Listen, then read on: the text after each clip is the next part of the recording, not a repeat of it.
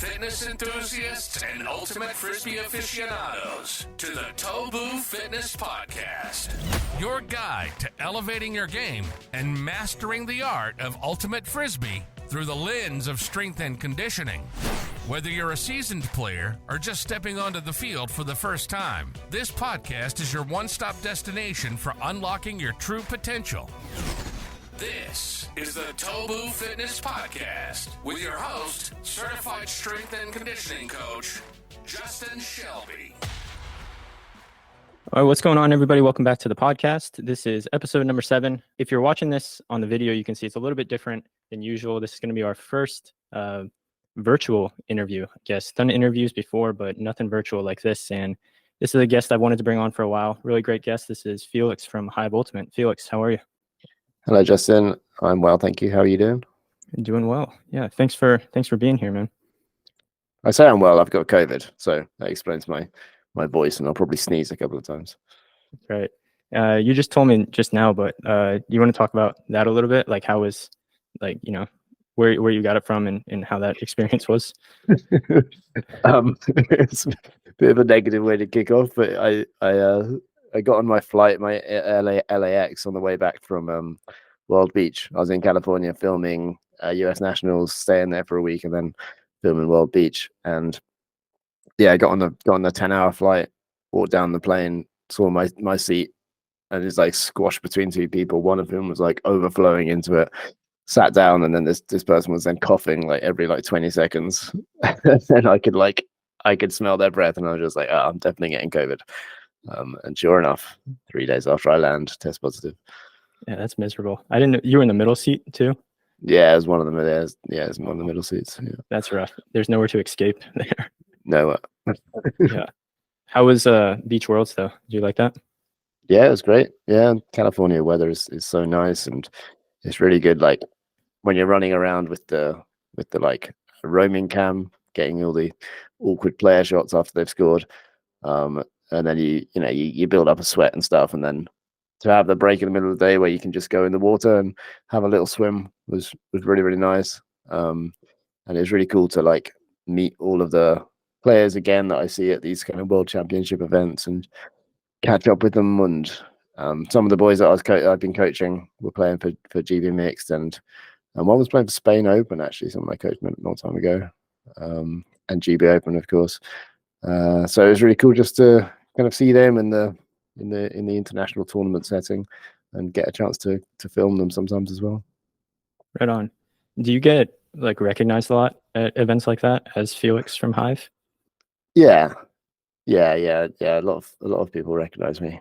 I was like, so it springs to mind. I had my Empire hoodie on, and I was walking through the car park after the tournament, and someone said, "Oh, hey, nice hoodie." And I looked, and it was Ben Yot, and I'd actually stayed I'd stayed in New York at one of the Empire houses, and I'd hung out with him for a couple of days. And I was like, "Oh, hey Ben, oh, you know me?" And I took my hat off, and he's like, "Oh, hey Felix." Oh, that's awesome. And then just random people, a lot of people I recognize as well. There's a lot of people we both recognize each other, but we haven't ever spoken, So I got to chat to I was gonna go and pick out Rowan and chat to him specifically, and as I was doing it, a lot of the other US players were like, "Oh, hey Felix, yeah, I'm really happy with all the content you're making and stuff. Keep up the work." And then when you're at the parties and stuff, you can tell as you're walking past people have that kind of look of kind of recognition in their eye or whatever, and some people will say hello who haven't met me before, but they think they've met me before because they've seen the video. Some people will chat to me for a while and then recognize my voice and be like, "Well, yeah, why does your voice sound so familiar?" And I'm like, well, in this video, you're going to be mostly recognizing me by my voice. That's awesome. I think that's what's so cool about the Ultimate community too, is that it's there's the big names, there's the superstars, right? And there's the content creators and everything. But at the end of the day, Ultimate's just such a niche sport that even on the international scale, everybody knows everybody, and you can go to a tournament like that and just have those random encounters with an AUDL superstar. So I think that's really cool. Let's talk a little bit about your background, if you will. Just kind of tell the audience who you are, how Hive started, that sort of deal. Well, I'm a player from England originally, who became coach after playing for a couple of years, and had some success with my club, winning Europeans in 2009. I started playing in like 2000. My first game was 1998, I think. And yeah, I picked up the sport pretty quickly.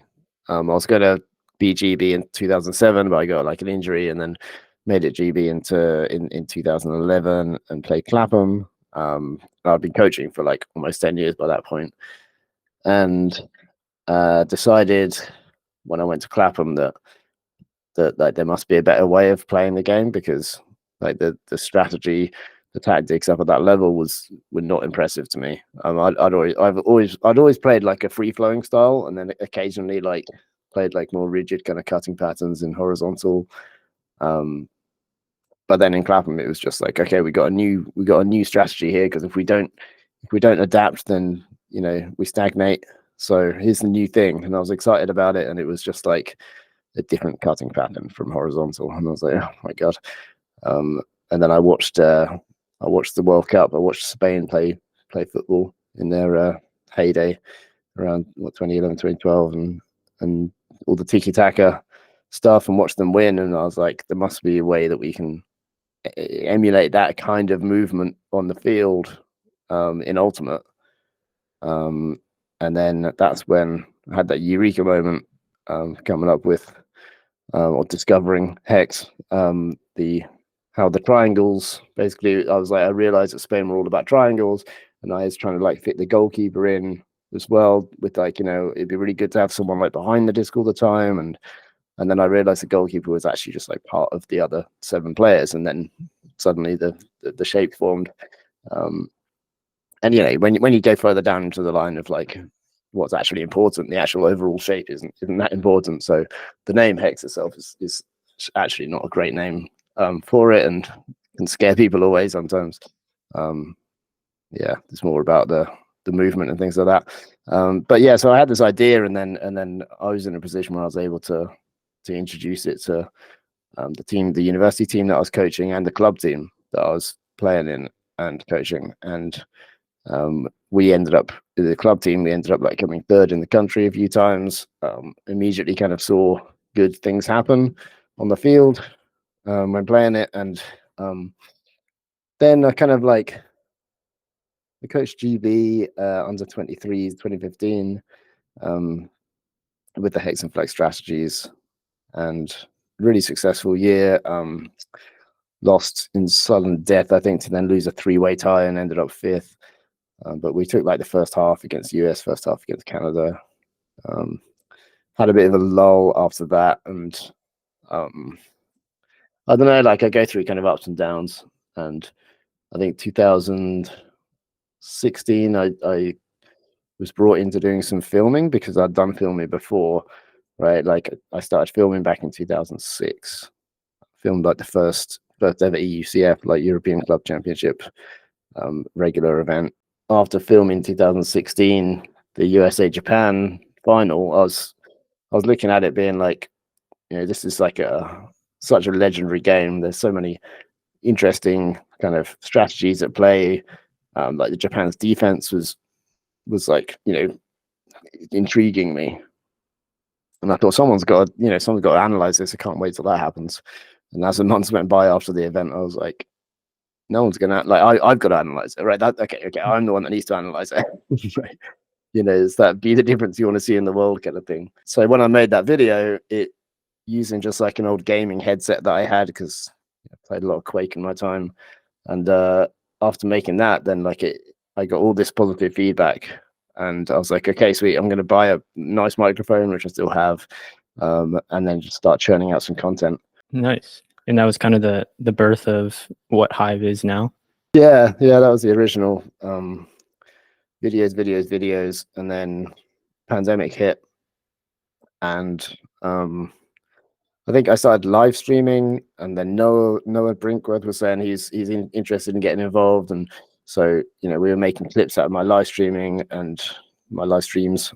Then kind of progressed from there, because I realized like I'd made Felix Ultimate, and it had to be bigger than Felix Ultimate, and I wanted it to be bigger than Felix Ultimate, so it couldn't be called Felix Ultimate anymore. So yeah, me and Noah and Lou and a few others kind of got together and chatted about like the future and what we want to see and how we want to shape things internally, and yeah, made the switch over to Hive Ultimate and made a bunch of plans of what we want to do, and the pandemic just gave us loads of time to be able to implement those things and do those things and kind of hit the ground running, get a lot of the core ideas, which, you know, I always felt for years and years and years, I just felt like I hadn't properly explained, like Hex and Flex primarily.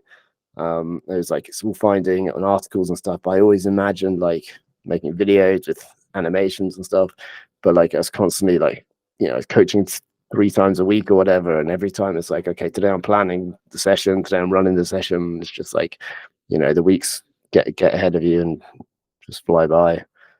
You never actually get around to get into the meat of the work, and the pandemic offered the opportunity to do that, and since doing that, a lot more people have been able to kind of understand what I've been trying to say, because yeah, the explanation is a lot easier when you've got visuals ahead of you, and then when teams start playing these things as well, you get loads of examples, and yeah, like it's like starting a ball rolling. You know, it can be hard to get it rolling, but then once it's going, it's just like going on its own accord. Yeah, for sure. And so you mentioned like you guys kind of came together and came up with a bunch of plans and like different ideas of what you wanted to accomplish. Because I think a lot of people think about, like, when they think Hive Ultimate, they immediately associate it with Hex. And I know that, like you said, that's a big part of, you know, what you guys do. But is there kind of like is there a bigger mission statement, bigger plan, or is it really trying to implement that new offensive strategy? Hex is just a strategy, right? But it's I see Hex as being like a different kind of category of strategy in a way, like, and that there are loads of other approaches to the game possible, and Hex is one of them, and like there can be several different strategies that are very similar to Hex. You know, any flow based offense, and I feel like all offenses up until, well, not all, you know, but 90%, 95%, 98% offenses that teams would run are all about, you know, where's the space, where's the active space, where's the inactive space, how can we get players out of the way, how can we isolate players, right? And the Hex isn't about that, you know, like there's a lot of questions that you can ask which you can answer about any other offense, you know, like how does it deal with space, you know, is a good one, like, or like where is the space to attack, and in other offenses there's answers to that. In Hex, like that's not a valid question, like where is the space to attack. It's like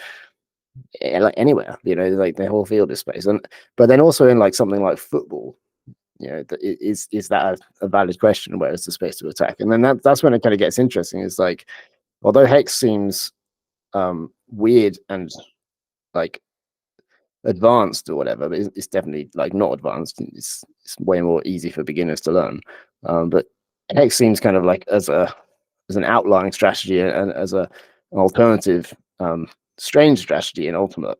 But in other field sports, like they all play something, it's in the same category as Hex. Like they all play that kind of like everyone spread out, and adapt to the situation as it develops, rather than let's stand in a line oriented this way and try and run in this direction. I haven't really answered the question there. I just got carried on, caught up talking about Hex again, which is the part of the problem, right? It's like I talk about Hex too much. Like I should like stop saying the word Hex. It's just it's got too much negative stuff associated to it, and like Hive is about more than that, like for sure, you know. But you know, obviously I'm a big part of Hive, and Hex has shaped a lot of stuff that I've done. I'm thinking like a lot of the players that are starting now, that they could be playing in the style which would be congruent with Hex, and they might never have even heard of Hex, right? But like a lot of the different techniques and principles and movement patterns and stuff are filtering down and just, you know, integrating into Youth Ultimate especially. So like, yeah, Hex can take a backseat. Hex was useful as a way of kind of explaining things, explaining a different approach, but like very much from my point of view, like in my like perfectionist, geometrical perfection kind of idea of it, rather than the way that makes sense to a lot of other people. So I just stopped talking about it. Hive is kind of more about bringing together players and coaches, especially coaches who have like an open mind for like how players can develop, empowering players to make their own decisions on the field, to learn skills for themselves, rather than like prescribing things and running like, these drills where you have to run in one direction and then the other direction. It's more about, let's learn the game like other people learn other games. Yeah, for sure. Something I talked about in the past is like the idea of just being a sponge, right? Like people talk about being a student of the game, but then they're very selective in what they want to learn and what they don't want to learn.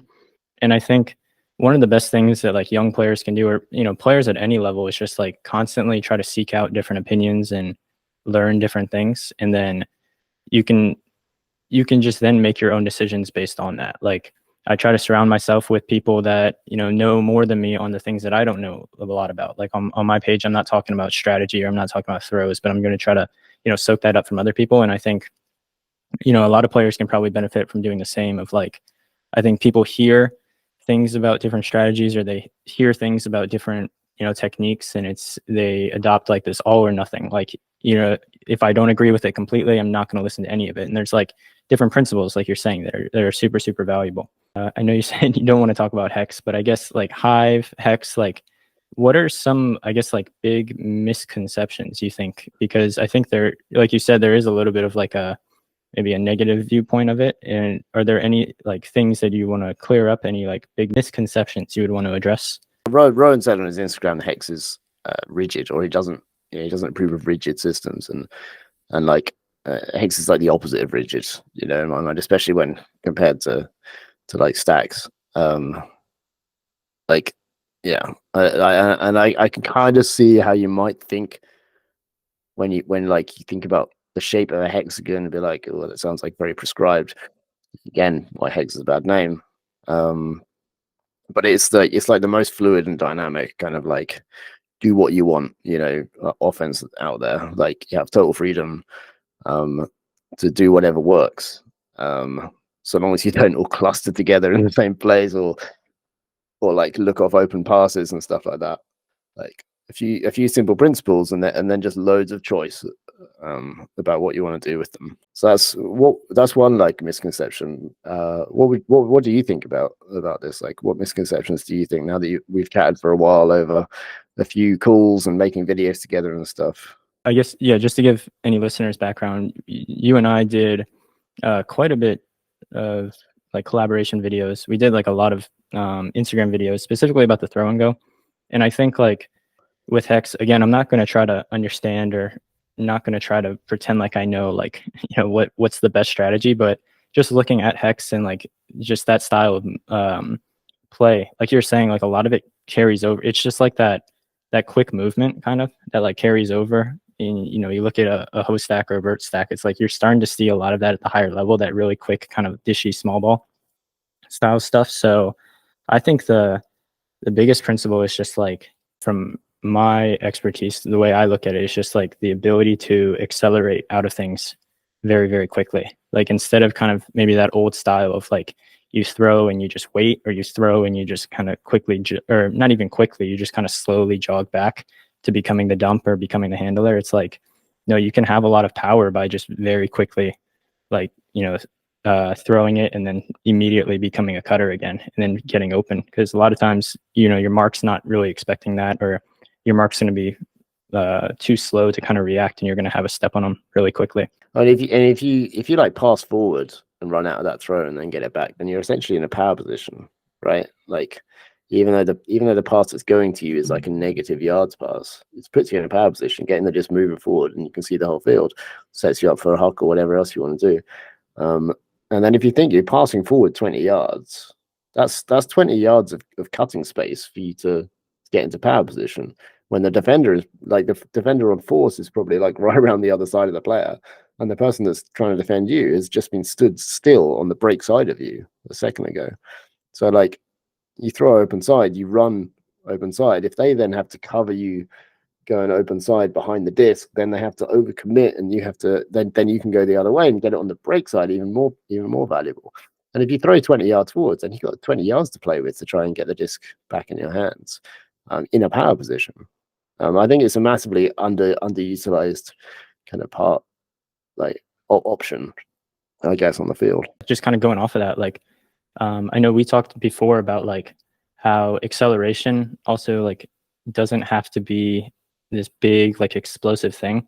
Like I think that's a big misconception in Ultimate in general, is like I think a lot of people think that Ultimate has this like very specific style of acceleration, right? And it's just like, no, the way you accelerate in Ultimate is probably the same way you accelerate in all other team sports like football, like basketball.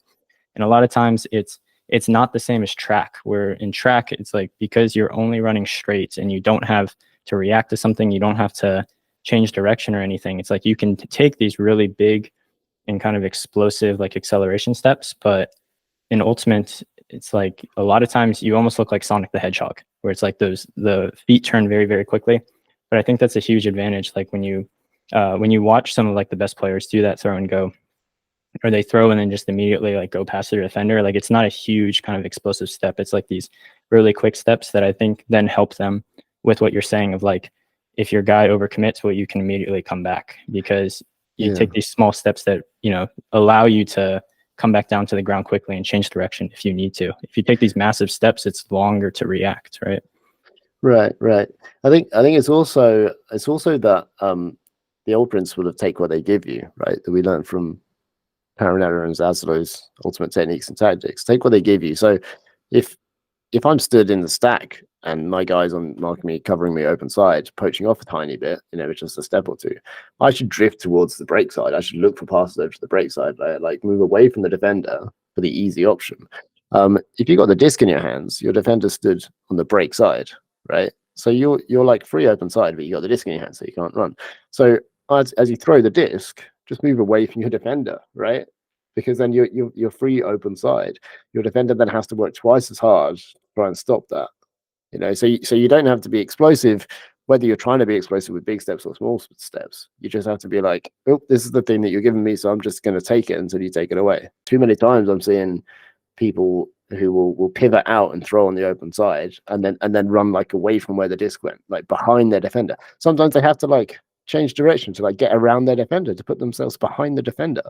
You know, it's like the opposite of what they should be doing. Do you think that's one of like the biggest like trends? I guess like this is kind of my next question, but like what are some of the biggest trends you're starting to see in Ultimate? Is it kind of that shift more to that small ball style? Yeah. There's a lot more kind of short passes and quick movement and possession based Ultimate rather than like play based, right? Looking to just patiently move the disc up rather than looking for the deep shot and being patient while you're doing it. You know what I mean? So we're seeing that more. And sometimes it's just like one or two players, like Joe White in the semi-final was getting every other pass for a while, but like there's no like continuation.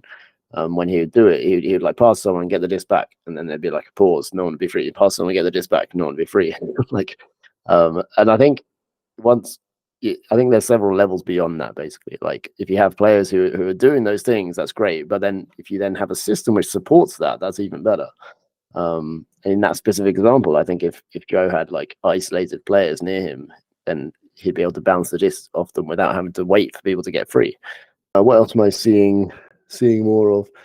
There's a bit more of like team defense starting. We're starting to see it as well. I know the D3 champions were surrounding stacks whenever they saw them, and players like Johnny Bansfield just kind of make their team play team defense, just for being like, well, I'm over here, so you better be covering me over there, and you better be covering me over there.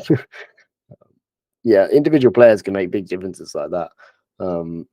From what I'm hearing, though, there's a lot of changes happening in the youth scene, especially in the US. So in a few years, I think we'll see those changes kind of filter through to the college and then club level. What are some of those changes? Is it what you just mentioned? Yeah. I mean, there's a lot more like flow offense. There's a lot more, rejection of stacking up, And this brings back to the question you asked earlier, actually. Misconceptions about flow offense, let's say. And one of the biggest ones is that it's an advanced thing, right? And people will be like, okay, yeah, we might introduce flow offense this year at college. So, right, first few trainings, right, we'll teach people about pivoting and throwing, and then these games are really messy. So right, let's just teach people stack, so that then we'll teach them how to break those stack rules later on. And it's like, if you're going to teach someone an offense, just so you teach how to break the rules of it, why don't you just teach someone offense where you don't have to break the rules of it? Like, it seems bizarre. And a lot of people have it in their mind that like stack is almost like part of the rules. It's part of like, this is the way the game works. You stack up. And it's like, no, it doesn't have to be that way at all. That doesn't have to be a fundamental. It doesn't even have to be people learn. Like, people don't need to learn stack. And I say that not just from like wild theorizing, but from years of experience of training university teams that don't learn stack. We go over it in order to learn how to surround it. But like, yeah, they just play offense with principles. They don't. The players that I teach don't know a name for what offense they're playing. Like, they just play an offense. And yes, it's congruent with everything that I say about Hex. Like, they spread out and they move the disc quickly, and I'm teaching them all the principles about throwing the way that they face after they catch the disc and everything like that. But like, you ask them if they've ever played Hex, and they'd be like, no. like this, yeah. But then like, it's just a shame. It's just a shame, really, that stack is like so ingrained. And it's such a go-to for coaches when they're not sure, or when things seem a bit messy. Then instead of being like, let's try and like keep a few yards in front of the disc, or just trying to tweak the offense. Instead of that, they're like, right, everyone stack up, and then we're going to learn about cutting orders. And suddenly it's just like castrating the whole team, and like stifling the enjoyment people get out of the game and out of trainings. That's interesting. Yeah, I think it just kind of goes back to that idea of like, you don't have to be fully bought into like systems. It's more just kind of like understand principles, and then pick up certain principles that you agree with, and then kind of almost creating your own system in a sense, but not being like super prescriptive with it. It sounds like. Yeah, and I would definitely say like the stack systems are more complicated, right? Like, because you have to learn the global structure, and you have to have everyone abiding by it to an extent for it to work. But with flow offense, then it's the lack of structure which helps it work, right? It's like one of the principles is almost like, don't stack up, like that doesn't make sense. If you have new players don't come to the game, and the first thing you tell them is don't stack up, they're like, what are you talking about? So it's just like, yeah, don't bunch up in a group, just spread out. And it's like, well, yeah, obviously, like it's intuitive to do that anyway. So it's like, yeah, to get people playing flow, you just need to give a couple of principles, like, but to get them playing stack at a moderate level, or basic level, you have to give them loads of stuff. Let's pivot here a little bit. So you mentioned you have a pretty extensive coaching background, and then you've been implementing this stuff like with like university teams and stuff.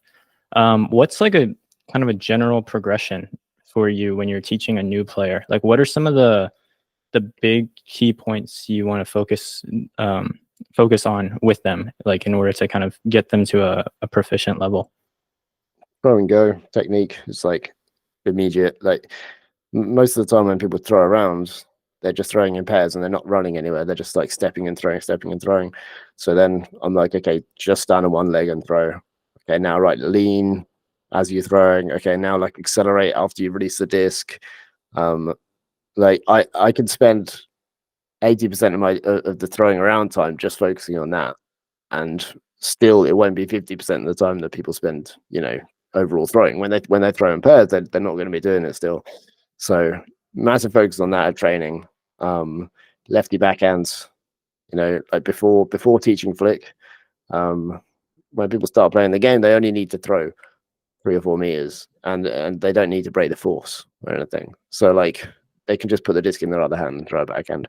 Right? You don't need to learn flick until like you want to throw over bigger distance, or against harder defense, or when you get stuck with a disc in your hand for more than 3 seconds. Yeah, those are two like initial technique things. Something I found recently is like attributing turnovers correctly. Like a lot of the time beginners will like make an unwise pass on stall 0 or 1, and then the experienced players will be like, oh, you've got 10 seconds, just take your time. And it's like, I don't think that's like the best advice, because you don't want someone to be using 10 seconds. You don't want someone to be using like 5 seconds. You want someone within 2 or 3 seconds to have picked out the best option and made the pass to them. So for whatever reason they turned over, like focus on that reason, that player was covered, it's usually the thing. Just because they called for the disc didn't mean they were free. Try and keep an eye on the defenders when you made that throw, because that defender was actually accelerating towards that space. Or if it's an execution error, just like give advice about technique. Very rarely is the right advice kind of, you have 10 seconds. Like, I like people playing fast, but I just they can make better decisions. Are there any like drills then that you kind of like to implement? Like, do you have any kind of go-tos in a team setting, or even in a smaller like one-on-one setting? Flags is a good one, just for like, that's just basic throwing. We just, instead of throwing in pairs, you have like 2 cones and you just put them down and either throw through the cones or you throw around the cones. It just gives you something to think about. We always do loads of throwing go drills, like the dribble slalom race. And we play a lot of keep disc, right? Keep disc is like super important for flow offense teams, and it's really good for getting the disc in and out of the hands of beginners in an ultimate like setting, but where like the pressure is off and the disc is moving quickly, and you don't have to worry about end zones. You don't have to pause every time someone scores, and there's not like a massive delay on turnovers. It's just keep disc is just ultimate without end zones, and you just keep moving the disc around and running around and having very similar to ultimate like enjoyment, and gaining all that kind of experience very quickly. That's interesting. I don't think I've heard of that before. So it's really just passing around with the objective being just having the disc for as long as possible. Yeah. I mean, you got defenders as well. But yeah, you can change the objective as a coach. You can be like, have the disc for a certain amount of time, complete a certain number of passes, complete a number of passes like consecutively without turning over, or like in total, add them up each possession you get, or who has the disc after 1 minute. And then you can make it bigger, you can make it smaller. I tend towards bigger though, like kind of like move the disc around in small space means that, I mean, if you have to do that in ultimate, you basically already done something wrong, like, and there's a lot of that. There's a lot of like training for like being in a bad situation. And it's like, why don't you train to avoid the bad situation? And then with keep disc, you can expand it however as well. Like I try to have like some kind of smooth transition between keep disc and ultimate, right? And the main difference is the ultimate has end zones. Okay, so then with keep disc, you can be like, okay, play keep disc until I shout out a direction, and then you're scoring in that end zone. So then they transition from keep disc ultimate to ultimate. Because if you don't bridge that transition, then people will have nice flow and move the disc quickly in keep disc, and then you go to ultimate and they've changed their like mindset back to ultimate again, and everyone's staring at the end zone and looking downfield for 3 seconds. To expand on my point about people training to get out of bad situations, like I think that you should be releasing the disc like within like 1 second of catching it, right? If you can, yeah. And if you have to catch, you lose your momentum, and then you like turn and face the field, and you're not building an attack, right? Then something's already gone wrong, right? The person that threw it to you hasn't got the disc back in their hands. That's something that should be happening like 50% of the time at least. And instead, you have the disc in your hands and you're static and you're looking at a situation waiting for something to develop, right? Like something's already gone wrong. Almost every drill that I did before I started inventing loads of them that were congruent with flow offense starts with you with the disc in your hands, static, looking downfield, right? With the force on you. And it's like, it seemed perfectly normal. And it's just in the last few years, I've just been like, that's actually a situation we don't want to be in anyway. Like that's gonna be the situation when you pick the disc up after a turnover. But like if you're catching the ball and you're moving the disc down the field and you're in flow, then you shouldn't be in that static situation. So like, why are we training for that static? Let's train to avoid the static situation. So now, like the beginning of every drill or whatever, like I have like a lead in throw, or like or the drills are just games now, like little mini games, so that the disc is always live, or just trying to avoid that kind of repetitive situation. Yeah, I like that a lot. I that's something I'll say I was thinking about kind of over this past season as well, is I think more from like a defensive perspective, but I think there are a lot of drills where the defender starts in a perfect position and then it's like, okay, now 3, 2, 1, go, now it's live. And it's like, I think it makes a lot of sense, and it can be advantageous to kind of work on drills where maybe that defender has to start by running and touching a random cone and then coming back. And now it's like, you're like simulating like having to catch up or something like that, or your footwork's always also going to be different. Like it's very rare that you're going to be set in this perfect position and then 3, 2, 1, go. Right now I'm reacting from a position where it's like I'm very comfortable and I feel very athletic. But what happens when you have to do like a 180 turn around and you get your feet set, or you're changing directions and you have to get your feet set? Like I think that like variability, I think is something that's really valuable. So yeah, I like that a lot. Yeah, it's funny that you say that, because the every month we release training video on Hive Ultimate for patrons, and so that's forced me to like have to be creative and create new drill every single month, which has been great for me, and for the teams that I'm coaching and all the teams that are on the Patreon. But the one for this month is double dribbling. Basically where two players pass the disc back and forth between each other whilst running in a straight line. I've done that before and like had defenders like playing catch up to come and join them, but then had the idea this month that the defenders start like a start line, and then they race against each other, like 20-yard race or whatever, up until the finish line, and the two offense players are stood either side of the finish line. So then when the defense cross the finish line, then the offense start dribbling back the other way. And so the defense basically have a race, and then they have to like stop at the end and then run back and try and get a D on the two players that are dribbling back towards the start line, which is exactly what you're saying about, defenders starting out of position have to then like regain it. Yeah, no, I like that a lot. It kind of came for me. It came from I read this book recently called How We Learn to Move. It's by Rob Gray, I think his name is, but he's like a PhD in motor learning.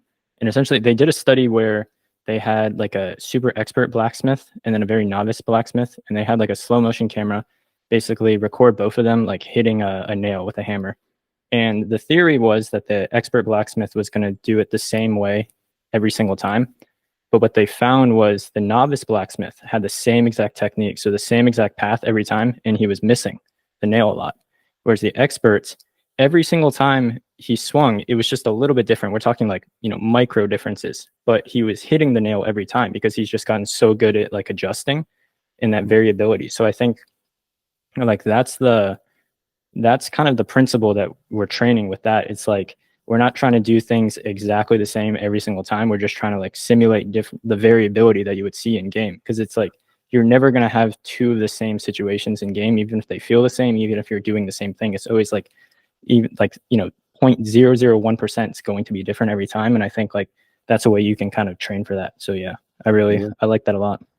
Yeah, totally. Yeah, rather than have a drill where it's like it recreates the outcome that you want to see, it just artificially recreates it, barely learn anything. Or even have a drill where it's like you have two options. Instead, have a game where like the rules encourage you towards a situation where you have to make a dynamic decision between those two options, and then your brain is then slotting that into the game part, and it's immediately transferable. Right. Yeah, to your point, I like that, because it's like sometimes as coaches, or even if like if you're a player and you're creating a drill, sometimes we think we have the perfect outcome, but it's like the brain is always going to figure out like the best situation usually. So it's like, instead of trying to create these pretty beautiful technique things and like outcomes, it's like, why don't we just like create a situation like you're saying and see what happens, like see what naturally becomes the most optimal outcome. Yeah. You know, you can kind of then expand that to the whole of offense, you know, and like the way that stacks and set plays and stuff have basically been like engineers trying to design the perfect frisbee offense by prescribing where people run. But after you play Ultimate for a while, you realize that it's better to just make it up as you go along. So then why do we have these systems that are designed for prescription when in fact there are other systems now that are designed for, you know, making jazz? Yeah, for sure. Yeah, just kind of picking and choosing what works the best, and you know, just playing around with it, seeing what happens. Yeah. Cool. Let's pivot once again here. So kind of going back to the idea of Hive, and like you were saying, it started, or I guess not started, but where it really started to gain traction was like from your analysis. And I think that's one of the things that, like, when I first got into Ultimate and I saw your content, I was like, the analysis here is really good. Obviously, like the video production was very good, like the editing and stuff was good, but I think the actual content and how well you were picking up on little details that I think a lot of people miss, I think is what I think draws a lot of people to you. And it's like, it's very valuable. Like what are some of the things that like you look for when you're watching film that you think maybe the average film watcher isn't seeing? I mean, I've got a very curious mind. You know, if there's something that I don't understand, I tend to just dive deeper. So if I see something happen on the field and I don't understand why, then I rewind another second. You know, okay, what led up to that? You know, try and find like the root cause, and then try and like see all the different elements that are coming together to cause something. And there's a lot of like rewinding, a lot of seeing, you know, not just, you know, that throw, but then like what happened 3 seconds before that, like how did this person end up here, like where's the sun pointing from, that kind of stuff. Like yeah, just kind of looking at all the different angles to try and like really get down to like the root cause of it.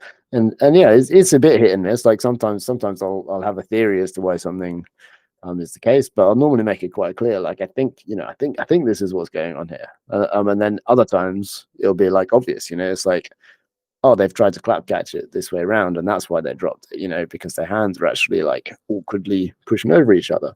And Noah did a video on this where then he noticed that in a player, and then when he looked at all the other footage of them, and every single clap catch they did was right hand on top. So they never actually developed the left hand on top clap catch, which was the cause of the turnover in the end. Whereas, you know, someone who didn't look that detailed would kind of just be like, oh, it's just a drop. You know? Yeah, no, I remember watching that video and thinking that was kind of mind blowing, because it's just like such a minor detail that 99% of people I think would miss, but pick up on that I think is cool. It's quite telling as well. Like the fact that that's not common knowledge, that you should clap catch be able to clap catch with either hand on top of the disc. Like we're talking about catching a frisbee, like that's pretty fundamental to our sport. So like, what else is there that we don't know? Yeah, for sure. I think that speaks a lot just to how young the sport is too, right? Like it's a relatively young sport, relatively small sport, not a lot of resources going into it. Like to think we have the answers to everything, I think is silly. It's like, instead of, I mean, just like with anything, right? Like instead of having answers, just ask better questions, and then we'll continue to get to better and better answers. Right? Yeah, for sure. Yeah, there's a lot out there. Yeah, it does baffle me, like when it comes to vert stack. Like I just can't imagine if you get a team of any sport, like a team of 7 players that play any other sport together, and then you say, okay, you're going to play defense against this frisbee team, and then the frisbee team all stand in a line. It's side stack, you know, they all stand in a line on the side of the field, go play defense. Like then they're not going to like mark them all 1-to-1 and then get isolated and beaten. Like that's not how a team operates. So for me that is, I still don't quite have my head around it, how we went for so long thinking that 1-to-1 defense against stack was a good idea. Yeah. Can you talk a little bit more then about like the surrounding of vert stack concept then? Yeah, and this is something that I teach beginners as well. So it's another thing that like people think is advanced, but actually, if you just tell people to try it, then they learn it. It's just like they learn every other skill in Ultimate. As soon as offense players are near to each other, then they can be surrounded. Whether it's just 2 players and you have someone covering the unders, someone covering the deeps, it's more efficient for the defense to work together. It's true for 2 players, 3 players, 4 and 5. It gets easier. It gets more true as the numbers increase. So you have 5 people in the stack, 5 people can just surround them. It doesn't matter that much about open side, break side and stuff, so long as you're basically just in a ring around them. And then anywhere, any direction that any of the offense run, their first 2 or 3 steps are going to be towards a defender. Like, after that basic kind of setup, it's just a case of then like training, like the defense.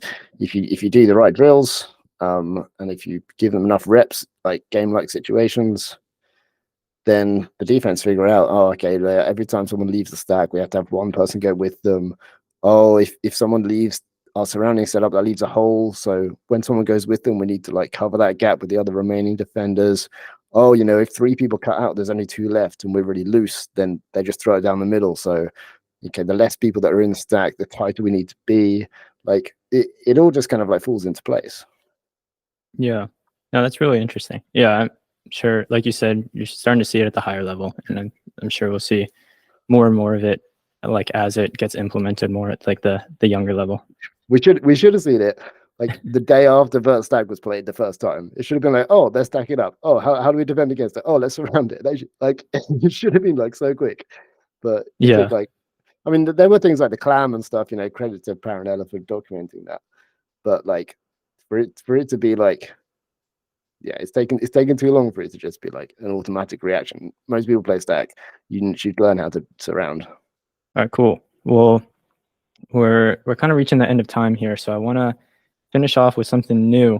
I'm going to do kind of like a speed round here. So answer the question as best as you like, but we're going to kind of speed or rapid fire through a couple questions here. Okay. All right. So first one, right? Ultimate's a sport where even at the highest level, not many people are getting paid. This kind of loaded question now that I think about it, but not many people are getting paid, right? In your opinion, quick, like superficial plan, how do we get Ultimate to become like a full-time job? Like what's Ultimate lacking on a business scale? It's lacking viewership, right? With views comes sponsors. I think that's it. Like where else can money come from? All right, cool. Favorite player?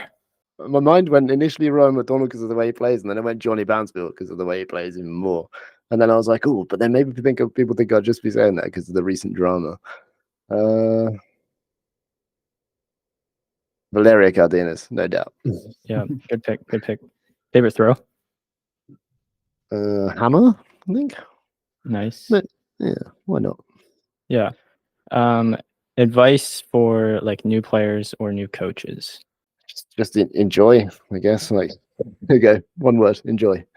Yeah, there we go.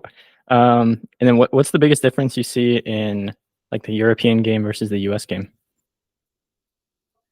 I think the disc is moving like faster and less predictably in Europe at the moment.